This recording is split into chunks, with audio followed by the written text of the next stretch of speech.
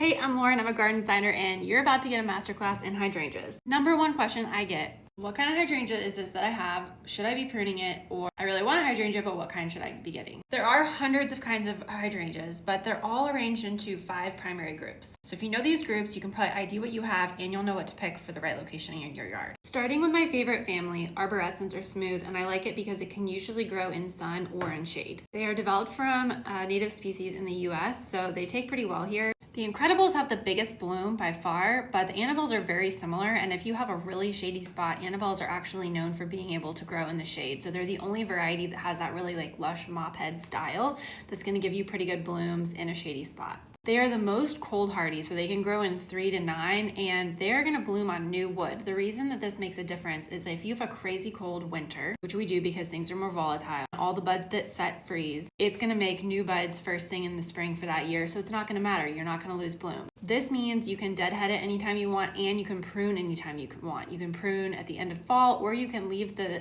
heads all through the winter just because they look pretty, and then you can cut it back by a third or even a half if you're trying to get a really dense, full shape to your plant in the late winter, and you're still going to get a ton of blooms. This is an example of using Annabelles in the shade, and this is the first pink variety that was bred called Invincible Spirit. It's very sweet. There's a smaller one called Mauvette. Okay, the second family is what most people have, which bothers me because I think that they're the hardest to take care of in most zones. These come from Asia, which is great because it's very comparable to a lot of climates in the US, but the thing is they are very temperate, so they like humidity, but they don't like extreme highs and lows. There are kind of 2 major groups inside this one. There's lace caps at the top, which I love. It's such a unique antique vintage kind of soft feel. And then mop heads, there's by far the most varieties of these. So if you have the pink ones or the blue ones, the macrophylla types are the ones that will change color based on the acidity of your soil. So if you notice these changing color, this is definitely the one you have. These have to get a good 3 to 5 hours of sunlight, but they don't like the heat.